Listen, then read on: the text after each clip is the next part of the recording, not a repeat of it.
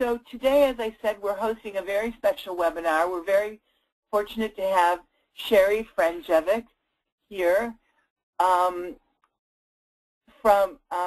who is a green chemistry and sustainable design consultant, who will be talking about the GreenScreen for safer chemicals, which was developed by an organization called Clean Production Action. And this is a preview of the GreenScreen for Safer Chemicals training workshop that will be held Tuesday, May 8th in Ann Arbor, Michigan, in conjunction with the 7th Annual Green Chemistry and Commerce Council Innovators Roundtable. Sherry combines her strong technical foundation with her commitment to human and environmental health as a self-employed consultant.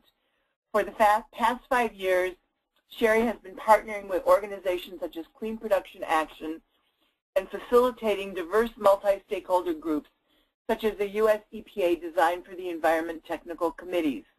The focus of her work is to advance the understanding of and promote design and use of green chemicals, sustainable materials, and environmentally preferable products. She has quite a lot of experience. She began her career in industry, where she led research and design projects for consumer product companies, including consumer product companies, having a hard time today, consumer product companies, including Procter & Gamble, Frito-Lay, General Mills, and 3M. So I'm going to turn it over to Sherry now and listen to our webinar. Thanks, Sherry. Thank you, Lynn, for that introduction, and thank you, Lynn and Clinton and the Great Lakes Green Chemistry Network and Michigan Green Chemistry Clearinghouse for inviting me to speak today. So as Lynn mentioned, I'm going to be focusing on an introduction to the GreenScreen for Safer Chemicals and presenting it at a fairly high level. We do go into greater depth in our day-long 8-hour training, so I will do my best to paint a picture for you today and give you an idea of what the GreenScreen is. And I will be speaking on behalf of Clean Production Action today. So I wanted to take a moment to say something about Clean Production Action. It is a 501c3 nonprofit organization, and the organization really focuses on strategic and pragmatic solutions in 3 key areas: green chemicals, sustainable materials, and environmentally preferable products. And the organization has put out a number of really valuable reports, from healthy building strategies to strategies in the electronics industry. And they have 2 key flagship projects. The first being the Business NGO Working Group, which is a really unique collaboration. And this group sets a path forward in working together and really prioritizing projects in this realm, in these same key 3 areas. And it's a group of people that comes together to create pragmatic tools, share best practices, develop strategies, and really try to bring industry as a whole forward as quickly as possible through that collaboration. And you can find information about both of these projects at the Clean Production Action website. And the second key flagship project of Clean Production Action is the GreenScreen for Safer Chemicals. And today on this talk, what I'll be focusing on mostly is the foundational element of that program, which is the GreenScreen methodology. There is also a growing infrastructure that Clean Production Action is building to support the implementation and really the uptake and bringing to scale of the methodology in industry, addressing ease of use, things like automation of pieces that can be automated, validation, creating repositories for completed assessments. So all that is also under the umbrella of the GreenScreen program. So with that, what is the GreenScreen and what am I going to cover today? The GreenScreen for Safer Chemicals is a comparative chemical hazard assessment method.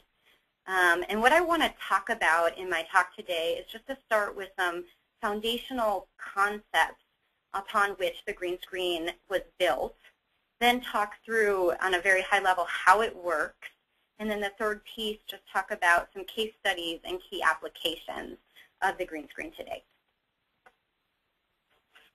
So the first key concept that is at the heart of the GreenScreen is green chemistry.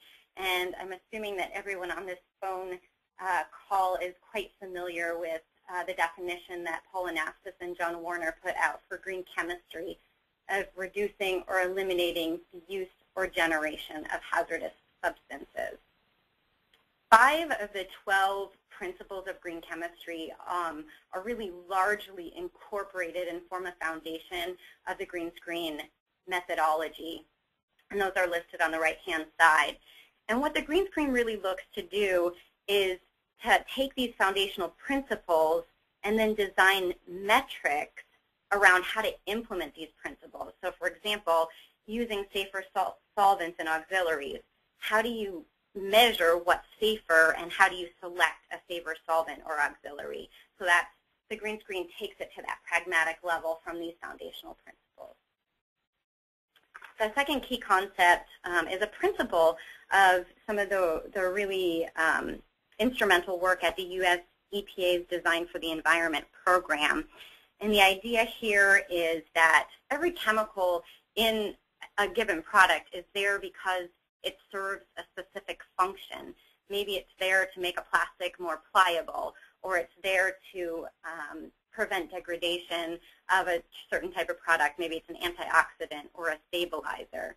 And when organizations are looking to select materials or replace materials, what they're really looking for is that functionality. So you can group chemicals by their functionality and then take them and line them up by hazard to select safer alternatives, which leads me to this third key concept, which is the idea of hazard banding. And the idea here, again, is that each chemical, based on its inherent properties, its actual structure, and its physical chemical properties, has a set of inherent toxicity properties that go with it. And so you can look at those chemicals and place them along a continuum based on their inherent hazard, from ingredients that have characteristics of concern all the way through to ingredients that are considered of lower concern or safer ingredients. And this same concept doesn't just come from the U.S. EPA Design for the Environment program. It is certainly reflected in a lot of national and international precedent, including being sort of the foundation of the globally harmonized system of classification and labeling. So a little bit about the GreenScreen and where it comes from. So back in about 2005, 2006, the U.S. EPA Design for the Environment program initiated their first of many partnerships. And at that time, they were looking at alternatives to penta-bromodiphenyl ether as a flame retardant for furniture foam. And they brought together a group of stakeholders and went through a process of looking at alternatives and looking at the hazards of the particular chemicals and their alternatives. And at the same time, there were a number of states that were looking to ban certain brominated flame retardants. And they were charged with demonstrating that there was indeed safer alternatives available to things like DECA and Penta. And through this partnership work, building off of it, Clean Production Action actually did a case study looking at DECA, bromodiphenyl ether, and a couple of alternatives. And through the process of doing this case study, developed the GreenScreen method, which was originally embedded in this case study. So a little bit more about this DFE partnership. And what they did was they convened a group of stakeholders. Again, this was industry, academia, government, nonprofit organizations, to look at, to compile a list of all the potential alternatives for that particular function. And then they did a comprehensive review using all the EPA expertise at hand. And they came out with this really pivotal piece of work, the hazard summary table, that I'll show in just a minute, which is a comprehensive look at the hazard of all the chemicals and their alternatives. The program itself continues to do work and continues to develop. They actually have partnerships going right now for a number of the EPA Action Plan chemicals that are listed here. And they've also continued to do work to make the criteria more and more robust and more transparent. And they published their hazard criteria back in August of 2011, last summer. And that's something that Clean Production Action continues to work to harmonize with, and we continue to co-evolve our thinking as the science evolves. So this table here is sort of the hallmark of chemical hazard assessment. And this was a really foundational piece of work that came out of that EPA partnership program. And one of the key things that makes it so valuable is that essentially this table took hundreds and hundreds and hundreds of pages of toxicology data and actual assessments and professional judgment and rationale and crystallized it into the single image. So it's really dense with a lot of information. So I'll explain it very briefly. On the left-hand side are the names of the products and then the ingredients in each of those products, so the different chemicals. And then across the top are each of the different hazard endpoints that are evaluated, different health effects and environmental effects. And then in the matrix in the middle, what you have is a hazard assessment, and each of the letters stands for a hazard level, H for high, M for moderate, L for low. And the other thing that they're indicating here, in addition to the hazard level, is also the level of confidence in that hazard call. So for example, for the very first chemical listed here under cancer, it's deemed a moderate hazard, and it's shown in bold colored text, which means that's a high confidence call. It may be based on measured data, a high weight of evidence. For the same first chemical for bioaccumulation, the hazard call was low, and it's shown in an italicized black letter, which indicates that it's a lower confidence call. It may be based on estimated data, in this case, or a model. So that all that information about both the hazard level and the level of confidence for all those chemicals are summarized in this context.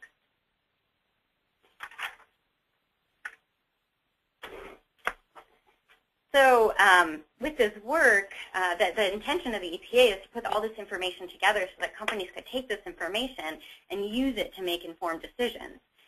And the next logical question that came out of this amazing, very dense piece of work was, okay, well, how do I take that next step to use this really,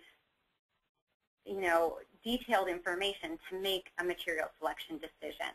And questions were asked like, well, do I just count how many high hazards there are and pick the one with the lowest number? Or what's that decision logic to take that leap? And that's where Clean Production Action really came in and filled that gap and took that next step.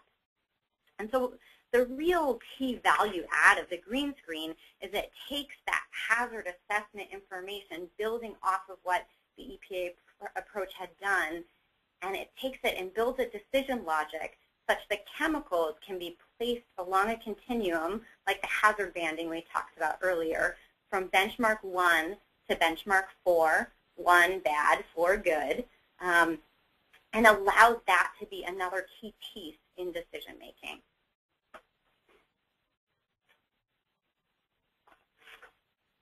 And some of the reasons that organizations are picking up on the GreenScreen, and some of the key things about it, is that it is publicly accessible. All the documents are available on the Clean Production Action website. Everything is completely transparent. There aren't black boxes, so the criteria are published, guidance are published, all the decision logic is published. It's also peer-reviewed. It's developed. The method continues to evolve based on advances in science, as well as user feedback on usability of the tool itself. And there's a technical advisory committee, and there's been peer review processes to release the latest versions. And GreenScreen version 1.2 is what's currently available.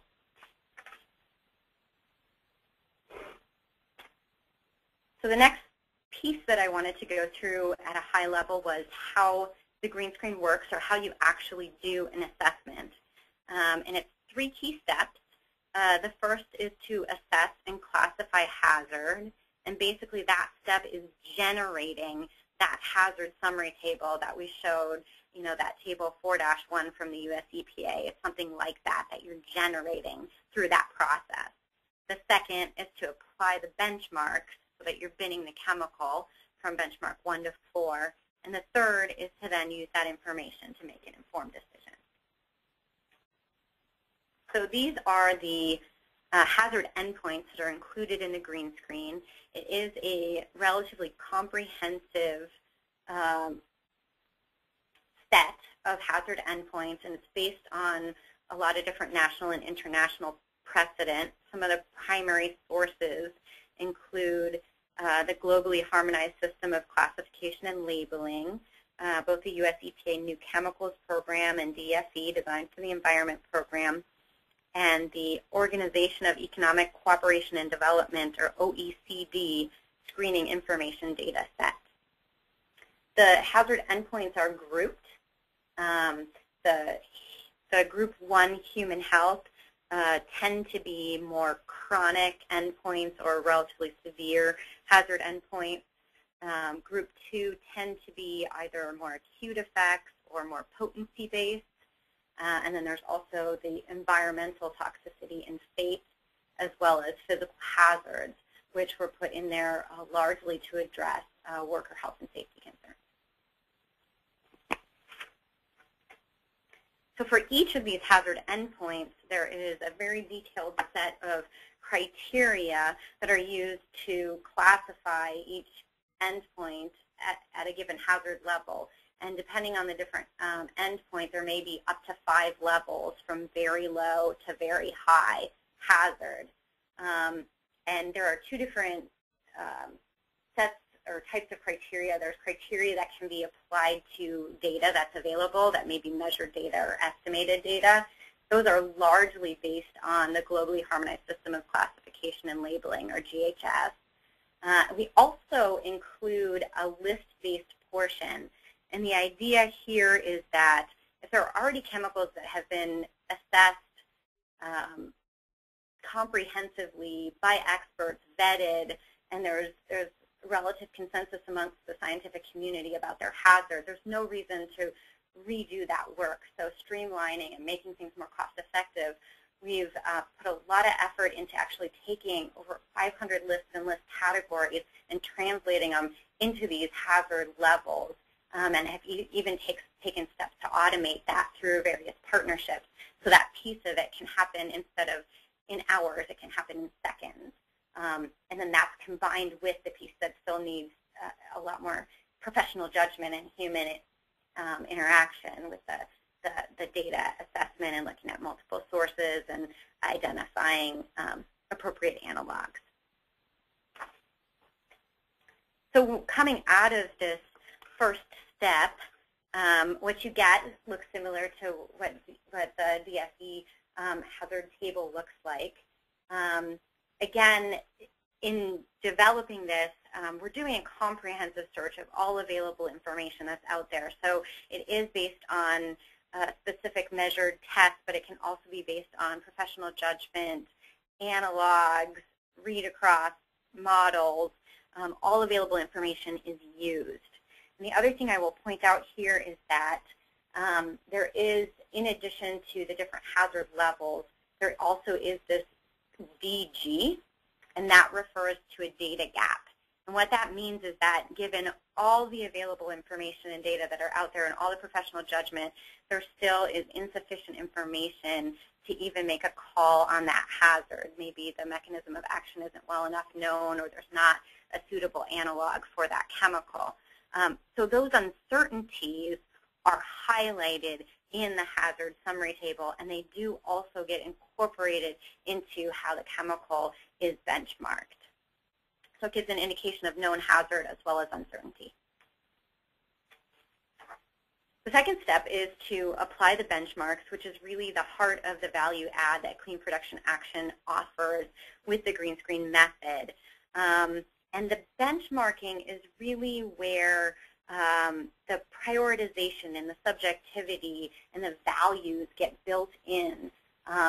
And what Mark Rossi and Lauren Hine, who are the co-authors of the GreenScreen, really intended to do was, with this benchmark 1, the most hazardous chemicals, to look at regulatory drivers and precedent and align as much as possible with those. So when organizations are looking at chemicals to regulate, what are the known bad actors? And oftentimes the focus has been on things like CMRs, or carcinogenic, mutagenic, reproductive and developmental toxicants, and PBTs, persistent and bioaccumulative and toxic chemicals.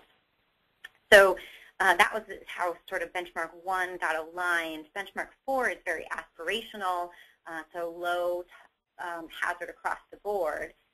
And then they developed this continuum to fill in benchmark 2 and 3. And essentially how it works is you start at the bottom and you look at your hazard summary table that you just developed, and each one of those lines is a set of criteria within that bin. So for benchmark 1, you look at 1A and you ask yourself the question, is this chemical a PBT? If the answer is yes, you stop there. It's a benchmark 1 chemical. If the answer is no, you go on to the next question, 1B. Is it very persistent and very bioaccumulative? If the answer is yes, again, it's a benchmark 1. If the answer is no, you continue on. It only takes one yes to fall into that benchmark. So only one failing of a criteria and the chemical stops at that benchmark. But if the answer is no to all of those criteria, then you move up to the next bin. Out of that process, what you get is a benchmark score. So this is an example, and it's a piece from an actual assessment report with a GreenScreen rating for vinyl acetate, which is a benchmark score of 2. And you'll see that there's additional information there about what drove that particular benchmark score. And you'll also see that there's a hazard summary table associated with it. And beyond this are pages of the actual data that support these hazard classifications and the rationale for that. So the final step is to use this information to make an informed decision. One way that this benchmarking can be used, for example, is to compare results for a certain functional class of chemicals, building on that principle we talked about earlier. So, for example, you have a bunch of plasticizers and you want to compare them. You can group them by the benchmark score that they received. And one of the values of that is that while there's an incredible depth of expertise and toxicology that went into getting to that benchmark, at this point, it's a simple integer score that can be easily communicated to a non-technical audience. So your engineers and your purchasers can use that score to actually make informed decisions, material selection decisions. So the idea is to move towards preferred materials. So I'm going to talk a little bit about some folks who are using the GreenScreen and how they're using it. Hewlett-Packard is currently the world's leading practitioner of the GreenScreen. And in fact, they have made a commitment to use it in replacing restricted substances. And they actually, this is a page from their global citizenship report. And the commitment that they've made is specific to chemicals that they're replacing that are restricted substances. So again, what are the drivers? Definitely restricted substances is a huge driver.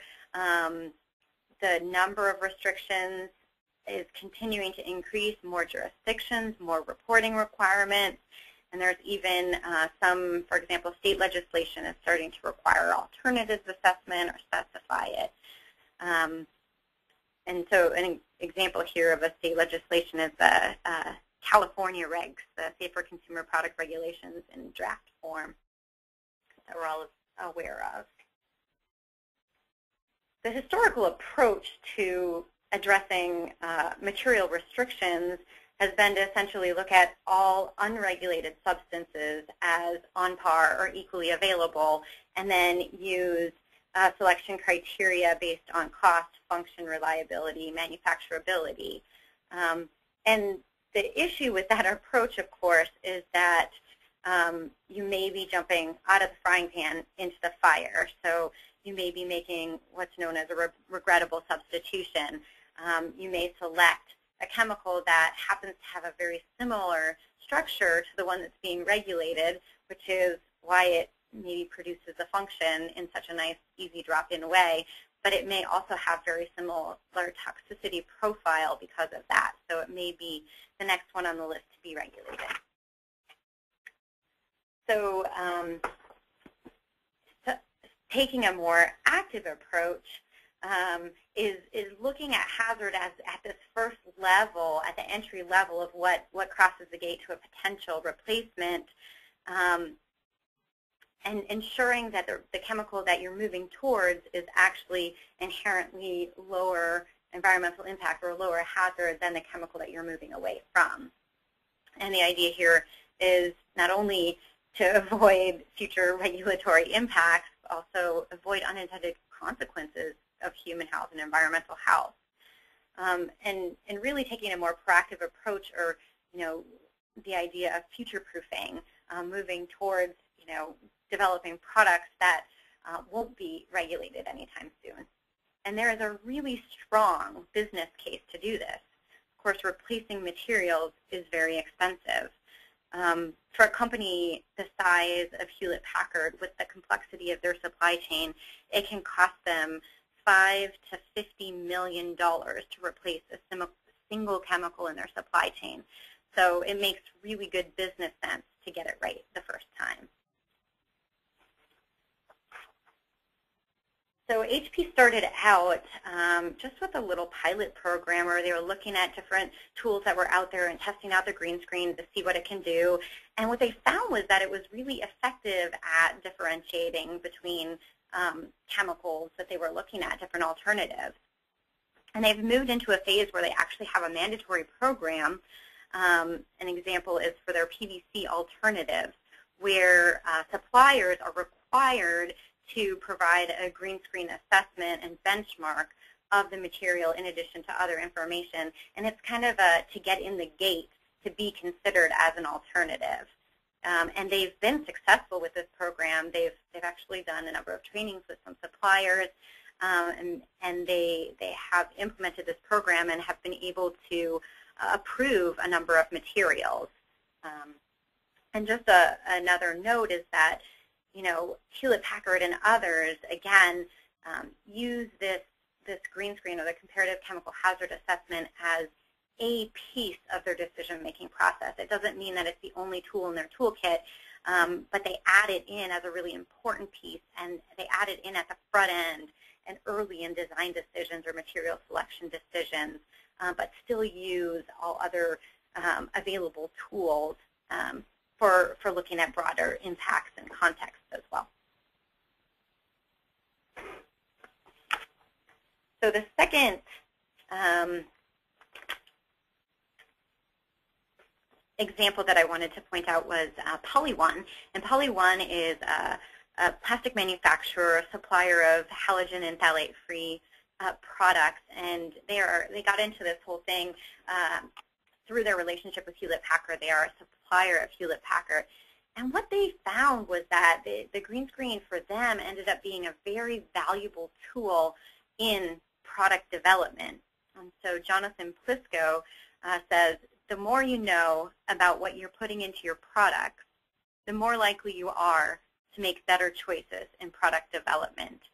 And they found that this systematic, rigorous, consistent approach helped them really look at all the ingredients they were putting in their product and identify places where maybe there's an ingredient in there that didn't really need to be in there, and it's a high hazard ingredient and they could pull it. Or there were situations where they had an ingredient in there that could easily be replaced with a drop-in with that same functionality, and that's not always the case. Certainly there's cases where it highlights a huge need to identify a new material, or even, in the fundamentals of green chemistry, design a new molecule that meets the functionality and has lower hazard. But they've found it to be incredibly helpful in their own product development process. So I want to just take a step back for a moment as I conclude sort of this overview of the GreenScreen and step back to comparative chemical hazard assessment, and say first that it's becoming increasingly important for us both in business and in the regulatory realms. And organizations are recognizing more and more that material selection goes far beyond cost and performance, while those are still very critical factors. And some organizations are even starting to look at hazardous chemicals as actually a quality defect, because it creates these regulatory risks that are undesired and human and environmental health impacts. So sort of reframing it in that way. Again, comparative chemical hazard assessment, while it's essential and it's a really important part of this bigger picture of alternatives assessment, it's not sufficient. It's not the whole picture. So it's to be used in combination with lots of other tools. And we do have, in the training that I'll talk about in just a moment, we have a number of sessions that talk about how do you start integrating this piece into the broader context of other tools. And the GreenScreen is a leading method for comparative chemical hazard assessment. And again, some of the things that we hear from users that really drive them to use it are it's scientifically based, it's really robust, publicly accessible, transparent, very comprehensive, and that it really does build on this foundation of national and international precedent. So it's not about reinventing the wheel, but building from what's already there. And there's great intention around harmonization. And the last thing I'll mention is with the GreenScreen is that, again, there is a lot of work underway to build a broader infrastructure to support scaling the use of the GreenScreen. And so some of those initiatives include automating what can be automated through partnerships. There's two different partnerships that I'll mention. One is with the Works, has a GreenWorks tool where they're automating the Clean Production Action GreenScreen Lite, which is the name of the list translator. So basically it takes the over 500 lists and list categories and translates them into hazards and benchmarks. And they've automated that. And then the second being the Pharos database by the Healthy Building Network, who you're hearing from Tom Lent in a couple of months at another webinar. Their tool, their chemical and material library, has also incorporated the GreenScreen benchmarks and some with the hazard levels as well. And other pieces of the program include things like a public repository where assessments can be shared so we don't have to do the same assessments over and over again. And also folks who are qualified professionally to be a second party to do assessments for organizations. So those are all pieces of the program. So in the last few remaining moments, I want to just tell you a little bit about the upcoming GreenScreen training. And the next training that we're offering is Tuesday, May 8th in Ann Arbor, Michigan, and it's an 8-hour training. And the links to the registration and additional information are here on this slide that will be made available to you. It's being sponsored predominantly by a grant through the U.S. EPA Region 5 under the Great Lakes Restoration Initiative. And you'll see we have a number of partners through that grant as well, including the Great Lakes Green Chemistry Network, the National Pollution Prevention Roundtable, and the Great Lakes Regional Pollution Prevention Roundtable. This particular training is also being sponsored and hosted by NSF International and sponsored by the Green Chemistry and Commerce Council, who are holding their 7th Annual Innovators Roundtable the 3 days after our training at the same location, and really valuable work. If you don't know anything about that, I would recommend looking into that as well. The lineup of speakers we have for this training is really phenomenal, and I will just highlight a few. Lauren Hine is one of the co-authors of the GreenScreen. Helen Holder from Hewlett-Packard is a phenomenal speaker, and she really has the expertise of, how do you take this method and implement it pragmatically in industry? How do you convince your management that this is something useful? How do you integrate it into your existing business decision-making systems? And she does a great job of facilitating a discussion and really addressing issues and some of the concerns that folks have about how do you implement this, how do you integrate it with the other tools that you are using. Emma Lavoie from the US EPA Design for the Environment program is one of the co-authors of the CFE alternative assessment criteria, very knowledgeable in that foundational piece of the hazard assessment. And then we have the 2 organizations that are qualified profilers for GreenScreen, meaning that they're qualified to do assessments so other companies can hire them as a second party, a non-biased second party, to do GreenScreen assessments for them. So they have a ton of experience doing these kinds of assessments. Will also be there. And this is just a quick look at the agenda, and I'll say a few things. One is that the intention of the training is really to be interactive. We'll have discussions, we'll have exercises, it'll be hands-on. And it's really for folks that want to know actually how to perform an assessment, but it's also for folks who may be users of GreenScreen assessments to make informed decisions. So if you're a designer or a decision maker, you need to understand what goes into getting this score, understand how robust it is, understand the value of it, so that either you can confidently use the results of this tool and or advocate for the use of it or implementation of it within the organization. So it's for a broad range of audience. If you can't make it in May, we do have 6 trainings over the next 3 years in the Great Lakes region, the next one being in November 15th in Chicago, and that is being held in conjunction with a green chemistry conference that's being put on by the Great Lakes Green Chemistry Network and the Great Lakes Regional Pollution Prevention Roundtable.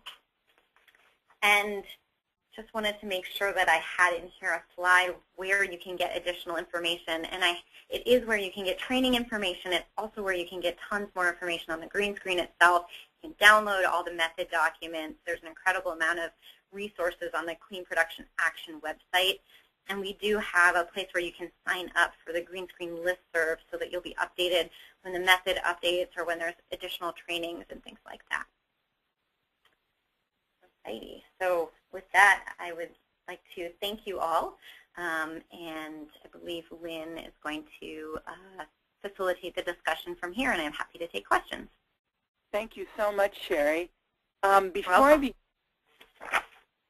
want to just mention that I want to reiterate that there will be a second webinar. This webinar will be repeated by the, and it will be sponsored by the National Pollution Prevention Roundtable. And that will happen, I think it is April 3rd on a Thursday. You can go to their website, which is www.p2.org for more information. And as they are one of the partners in this program and in our efforts to do these webinars around the Great Lakes Basin in the United States. And I also want to mention that at that same website, you can find out about their Safer Chemistry Challenge program, which is also part of the grant from the Great Lakes Restoration Initiative. So I really encourage you to check that out. And if you know people who were interested in coming today but couldn't make it, they do have another chance to listen to the webinar.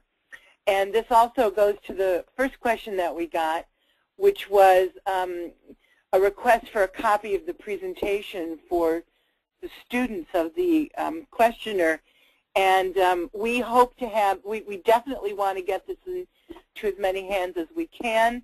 We hope to have it posted on our website, www.glgc.org. I'm going to say within the next week, and if it's not up, I will email you at least a copy of the PDF file of the slides. And but as I said, we're really going to try to get that up. We have a large backload waiting to be posted of our webinars.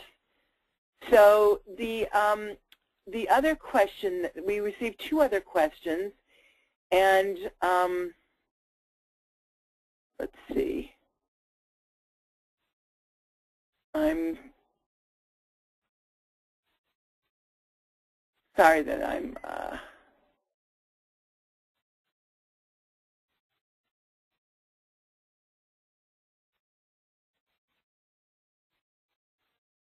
well, so I'm just going to go to a question here. The opening slide regarding process mentions both hazard and exposure as factors of concern. The remaining presentations mention only hazard. How is risk factored into the decision making? Yeah, thank you. That's a great question, and I think the reference may be to the DFE hazard summary table. Essentially, where risk is factored into this process is in the section on making informed decisions. So that's a much more complicated process that leverages the benchmark as well as going beyond the benchmark to look at the specifics of the intended use of that chemical and the potential end-of-life scenarios and how that will impact the choice that's being made for the chemical of concern. And one of the pieces of that the GreenScreen does somewhat uniquely is it also considers transformation products. So in evaluating a parent chemical, a known feasible and relevant transformation product, that is known to occur that's more hazardous and persistent or persistent than the parent chemical can drive the benchmark score. So understanding the end-of-life scenarios and the fact that something may be persistent is kind of a piece of the exposure puzzle that's also integrated into the score of the chemical itself. Thank you. We have another question about slide 10. Is there any account of how well the alternatives perform their intended use? Yeah, that's another great question. And I think this gets into, again, how do you integrate this piece of the information into some of these broader decision-making frameworks? And there are many ways that organizations are looking at doing this. So the GreenScreen itself looks at the hazard portion and gives you that as a first step or an initial gate to say, okay, let's screen out all the bad actors before we start adding all these other considerations in. But certainly, like with Hewlett-Packard as an example, they won't accept anything that doesn't perform. The alternative still has to, in addition to not being a benchmark 1 chemical, for example, they also have to meet all the performance criteria and all the cost criteria to be selected. So that's something that, again, goes into that making informed decisions. How do you then implement it in your organization, and how do you weave it into this broader decision-making framework? And I will point to a related tool that was developed by Clean Production Action under the Business NGO Working Group, which is the Chemical Alternative Assessment Protocol, and that's a framework that talks about how do you integrate the GreenScreen or some comparative chemical hazard assessment tool with some of these broader considerations such as cost, performance, all those kinds of things. So that is available as well. So I have a related question, actually, which says that the National Academy of Science has written 3 books on the use and value of risk characterization in regulating hazardous substances. The GreenScreen does not consider exposure levels, but attempts to regulate chemicals solely on animal screening tests. Is it Clean Production's actions intentions to disregard 3 decades of science and advice from the world's foremost scientists who believe that identifying exposure levels is the most critical step in determining the hazard of any substance? Yeah, thank you. And I think, again, that's kind of pigtailing back on an earlier question. And the answer is it's not about either or, it's about both and it's about where you ask the question and where you are in the decision-making process. So the idea is that that you're asking different questions. When you're looking at the inherent hazard of a chemical, you may be in the design phase or material selection phase where you're asking what's the inherently safest alternative, which is a different question than, is this material safe enough for the intended use? So both of those, the risk assessment and the hazard assessment, are both important and parts of the process, and it's really about where you do that, where you are in your decision-making process, and how you integrate those tools together. So the intention is to be used along with other such tools, such as risk assessment, which has a very valuable place in once a material is selected, ensuring that it's safe enough for its intended use. Thank you. So the next question is the GreenScreen being interfaced with the Responsible Care Initiative? And maybe you can explain responsible care. Do you know what that is? And you can maybe explain what that is to people. That is a question that is beyond the scope of my knowledge and understanding, so I would have to get back to the questioner on that and check in with Clean Production Action to get more information on that. Okay. Well, we will have the question, and we will do our best to contact the questioner, and we're hoping that, you know, also we'll be able to post some of these questions and answers on our website. So the next question is, outside of HP and Poly1, what substances and sectors do you see utilizing GreenScreen technology most? Are there emerging sector uses of significance? For example, GreenScreen use in the surfactant sector, etc. Where do you see GreenScreen going in the future? And another question that was asked that I think can be integrated into this one is a request to talk about the GreenScreen in pharmaceuticals. Has it been used in the pharmaceutical industry? Yeah, all great questions. I would say in terms of where the GreenScreen has been used or where I personally see it heading in the future, it's definitely had the largest uptake in the electronics sector. But we have seen pretty significant interest from other areas, specifically of downstream users of chemicals. So we also, Walmart picked up pieces of it and integrated it into some of their screening of their chemical-intensive products. Nike's picked up pieces to integrate into some of the work they're doing with their chemicals work. Shaw is another company that's integrated into some of their work in their floor products company. Many of the companies that subscribe to the Healthy Building Network, Pharos database, so that building sector seems to be ones that are uptaking this whole area and active in this area. So there are some sort of leading sectors. Staples is another company that's engaged in the GreenScreen in this way. And so it's a lot of, currently it's a lot of the downstream users of chemicals, but recently we've also had a lot of interest from the manufacturers themselves saying, wow, this is a really valuable tool for us as manufacturers in communicating to our downstream users. So we've had some different folks that have also given us feedback in that way. In terms of where I see it heading, I think that it's really applicable in many sectors. And one of the questions that we get asked is, how would that be integrated in a highly regulated sector, such as a personal care or pharmaceuticals? And I think that's something that we're very interested in having discussions about that and seeing, if there are certain ways that things could be modified, or is it just simply modifying how you then take that information and make the informed decision.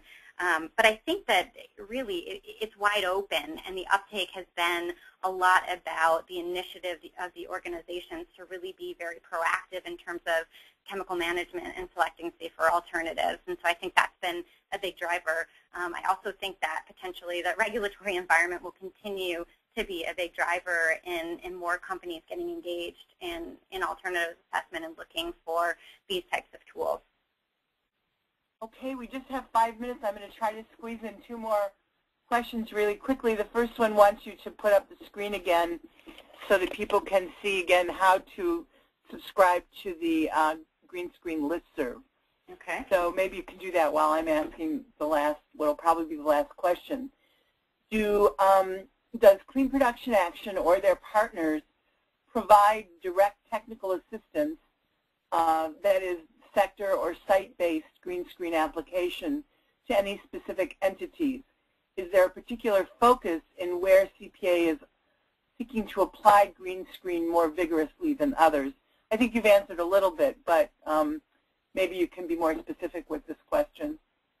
Sure. Well, I think one of the pieces of that question is, does CPA or its partners provide direct technical assistance or site-specific assistance? And what Clean Production Action has done is develop partnerships with what we call qualified GreenScreen profilers. And those organizations, they have the latest and greatest, understanding of the method, and they're the experts at really applying that method. And so companies can interface with those organizations specifically to get assessments done or to help problem solve with particularly difficult assessments. So that's a sort of a technical resource. And CPA definitely interfaces with organizations that have questions on certain level, but we do refer folks to those technical experts for some of the more in-depth information that they're looking for or specific support on how to implement it. So it's a combination of CPA providing some support, and we actually do have an email address. It's greenscreen@cleanproduction.org, where you can email if you have questions or comments or suggestions. But right now, most of that's done through the qualified profiler.